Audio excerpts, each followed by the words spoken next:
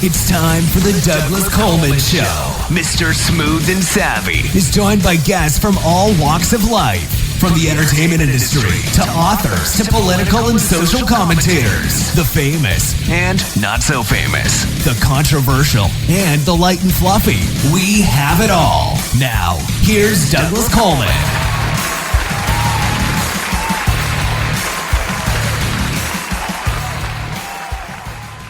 Okay, please welcome to the Douglas Coleman Show, Jaret Martino and Kate Amundsen. Hey, Jaret, how are you? I'm doing well, Douglas. Thanks so much for having us. Thank you for coming on the show. I appreciate it. So you're an actor. You've been acting since you were 6. What did you do when you were 6? I was living in New York at that point on Long Island, so I was doing a lot of community theater and off-Broadway shows, and then signed with Ford Models as a child, and they were working with Innovative at that point. So I was starting to make my way over to film and TV, which was quite a challenge. But I learned a tremendous amount during that time, and really happy to have roots in New York and in the theater, and some really quality coaching over there. Some of the best, Strasberg and Meisner programs. So, my background really has been acting since I'm a kid, and then I started producing about 8 years ago. So, Donna, Stronger Than Pretty is my 20th film, and right now I'm working on my 21st film, which is a feature documentary. That's a lot of films. It's a lot of films. I don't know where I found the time, but I have had a tremendous amount of support, and I do like to work with the same cast and crew. I kind of circulate them all because I really feel comfortable, and they're talented, and it became a little group theater in a way. So that model seems to work, and everything that I do kind of creates awareness for subjects deserving attention. So focused on women's empowerment, LGBTQIA, and diversity and inclusion messages. So, it takes the kindness of a lot of great people that have been luckily been surrounded by for the past 8 years. Are you writing these films yourself, or do you have other people writing? Donna is my mother's true story. So this was a narrative feature that I wrote the heartbeat of it. I mean, my initial draft was about 150 pages, so it just kind of was a journal entry in a way, written in screenplay format, because again, I grew up in the business, so it was just kind of easier to get it out that way. And there's a tremendous amount of characters in it, so kind of the best way to keep it organized as well. But we did bring on it's such a tremendous job, and I really, my knack is producing and then directing. So we brought on Pat Branch from the WGA, who helped finesse it into a screenplay. And really as a team, we went through a pretty extensive rounds of notes from the staged reading that we had to the short film, which went worldwide, to so many festivals, and helped us create our partnership with the National Coalition Against Domestic Violence. So we've really been audience building and fine-tuning for quite a long time now. So by the time we got to make the feature, we felt like a family, and it was just there was a lot of motivation and excitement just to get to set. And to see it actually happen, because there was a lot of talk about it happening. This might sound like a silly question, but I'm asking this question for the sake of people who are starting out in this business, who are aspiring indie filmmakers, because I do get a lot of them on the show. The biggest challenge for them seems to be finding the money to make their film. What would you recommend as a good road to approach, rather than just begging your friends and family for donations? Is there any kind of a path to getting financing for film, or is it purely who you know and who has the biggest wallet? I think it's always an evolution for everybody. I mean, of course, that's a route.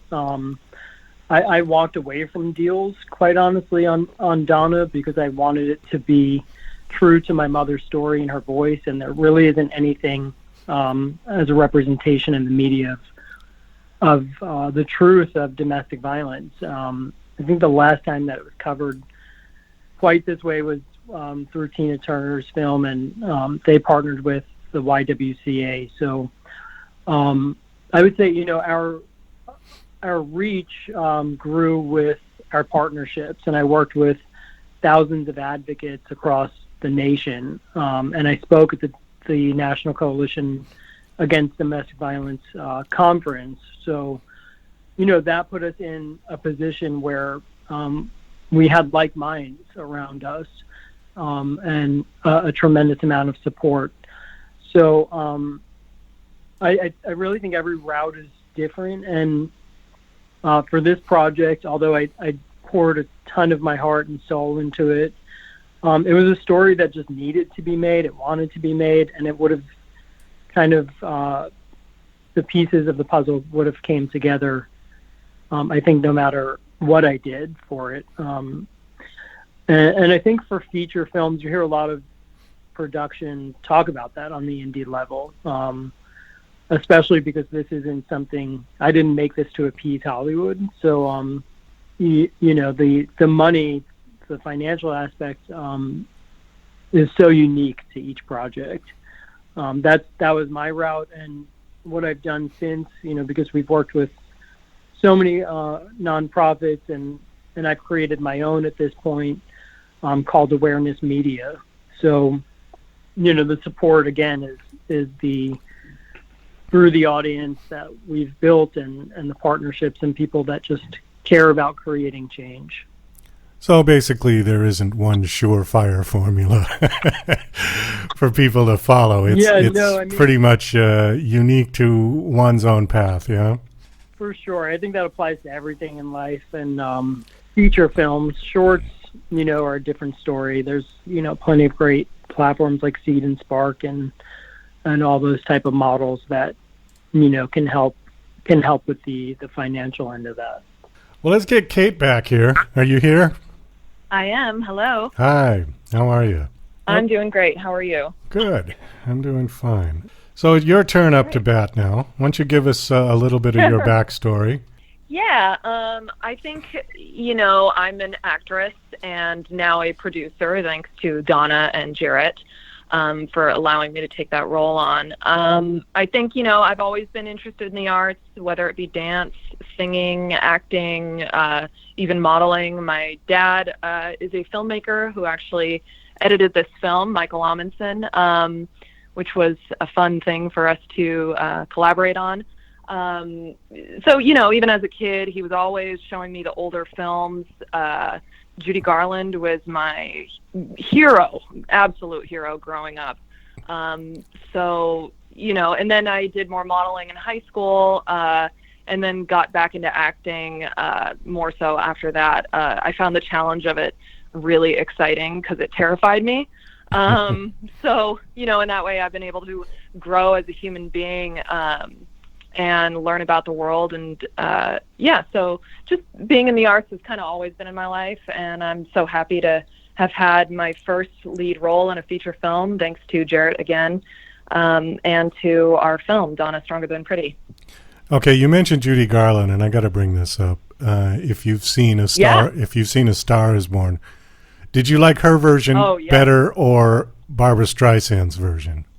You know what? I actually haven't seen Barbra Streisand's version.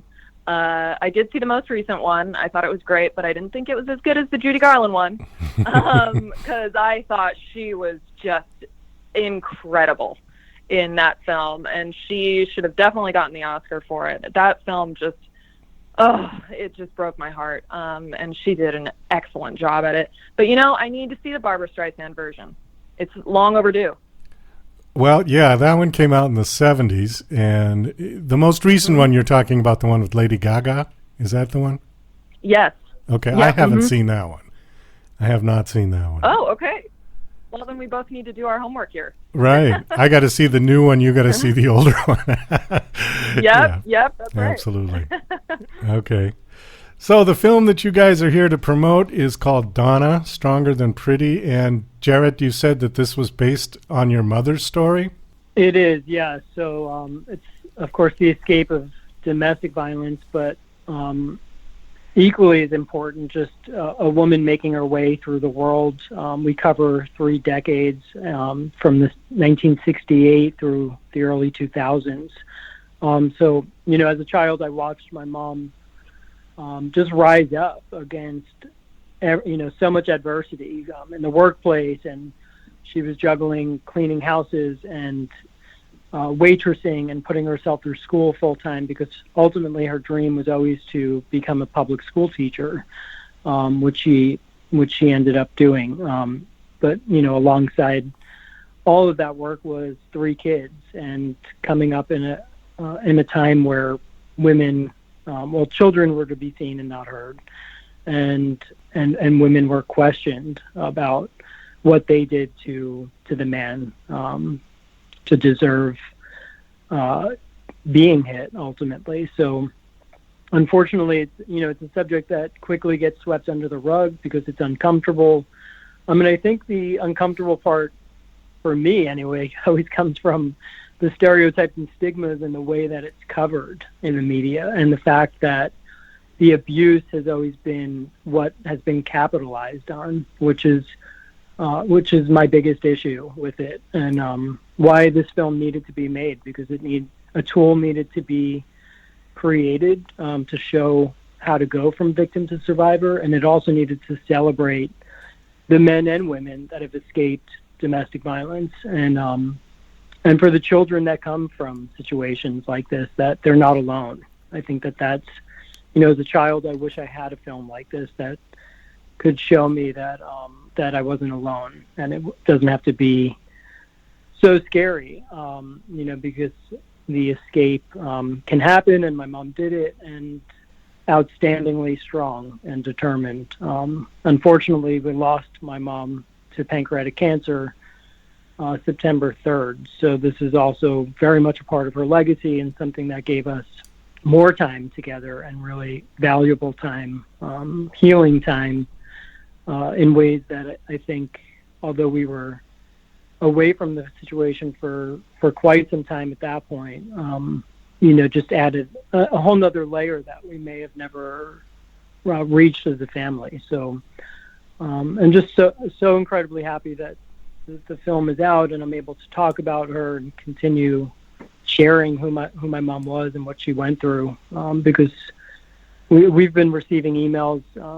Women have commented that they saw themselves in Donna, and that they've left their situation, which really is such a gift, and it makes all the blood, sweat, and tears worth it. Well, not to give too much away on the film, but I was curious, how long did your mom put up with the abuse before she finally got out?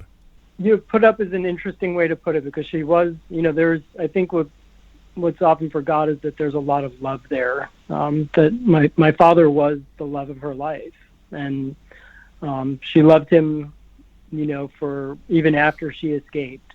She always saw the good in him. So she ultimately left when I was 6 years old. But that was after she was told that she'd be killed if she ever left, which is quite common, and something that again isn't talked about. So yeah, it's it was an interesting thing to have to leave in the middle of the night from someone that also shows you so much respect and love, and fills your head with, there's a lot of manipulation, verbal and emotional abuse, of course, but then filling you up verbally and emotionally with words that anybody wants to hear. Yeah, and I've had this similar conversation with people who were abused as children, and a lot of the same tactics can be used or are used. I don't know if it's conscious or not, but the abuser is often very manipulative of the child, and the child can tend to blame themselves for the abuse. And I've seen where women in situations like that have done that. I'm not saying that your mother did necessarily, but they tend to say that maybe it was something I did that I was deserving of this, or there's all kinds of strange psychological twisting that goes on in relationships like that. It's so psychological. Yeah, I mean, I think you hit the nail on the head there. And abuse is abuse, and we cover emotional, verbal, which how, it often starts. No one's on their first date, getting punched in the face most of the time. And then, of course, the physical and financial. And, these people have narcissistic traits, and it's and know how to manipulate situations and people. So, and make them afraid to make a move. And of course, in my mom's day, not being educated at that point and having 3 kids, it made it that much harder because there's so many questions. It wasn't just herself walking away, and then coming from an environment and the conditioning of society that women were just expected to get married and right. And listen to their husbands. And my dad's a really interesting guy, and this was never made to point fingers in terms of he made his own mistakes. He from his conditioning. This is very much breaking cycles and patterns, which we also very much cover in the film, and just how important that is. How important it is, that men have a space. I mean, I think one of the other important pieces of the film is that it's become a resource, an added resource for people that find themselves in this situation, or men that don't have a space to talk about any of this. That they a lot of these men don't want to make these decisions. It's just what they. Very often we become what we watched growing up. So, the work that I'm doing with organizations across the nation now is coming up with spaces virtually right now, but the hope is that in person that men can come together and talk about this subject. And really the only other space is like an AA or something like that. Right. It's a really important part of it. I think we can't come full circle. And I always say, like, we can't really see the fruition of any movement until we address domestic violence, because it really is the oldest, and it really is the root of why we're talking about Me Too and Time's Up and things like that. I mean, there's just so many layers of abuse. So it's my life's mission to do what I can to make an impact. Well, like you said, there are many, many layers of this, and we could go on and on forever. It's a big topic that we have opened the box to. Unfortunately, we are out of time, and we're going to have to wrap up the interview. The movie is called Donna, Stronger Than Pretty. When was it released? It was released February 23rd through Gravitas Ventures, and all the links are available on donnathemovie.com or strongerthanpretty.com. It's available on iTunes, Amazon, and everywhere you buy or rent movies.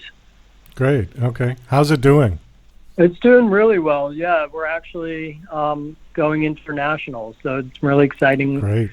It's a really exciting time, and we've gotten some really nice feedback. And like I shared earlier, people that are finding themselves in Donna and leaving their situations. Well, that's great. Well, Jaret and Kate, thanks so much for coming on the show and sharing, and best of luck. Thank you. Thanks so much, Douglas. Hey, this is Ray Powers. Don't touch anything. You've got it right where you need it. Tuned in to the Douglas Coleman Show. You heard me.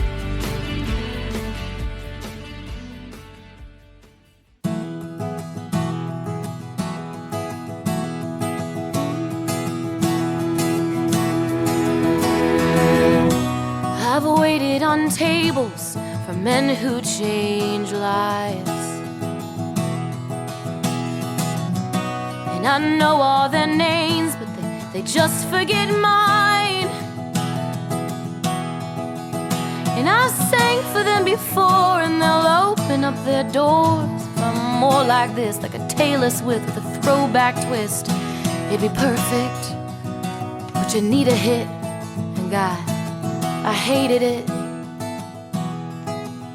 And I searched for what they were looking for until I was just looking for myself. So finally, I'm gonna be good to me. Oh God, why is it so hard to just say these words out loud? 'Cause honestly, I just turned 33, and I've loved enough, lost enough, and lifted and let myself down. And I'm not who they thought I'd be, and that's good to me.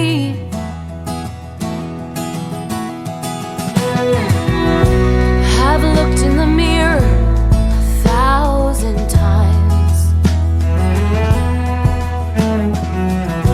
I've held on to my skin, and I dreamed of what it'd be like. And I look for validation, oh, in the darkest of nights, with the wine I get and the lipstick red on my cigarette, and the warmth of a stranger who's got a light. And I know it's because I told myself that I don't deserve a better life. So finally, I'm gonna be good to me. Oh God, why is it so hard to just say these words out loud?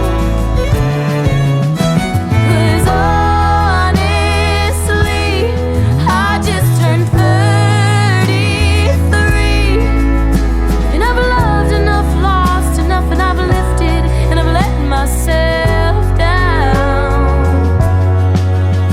And I'm not who I thought I'd be. Yeah, life's still a mystery, and that's good to me.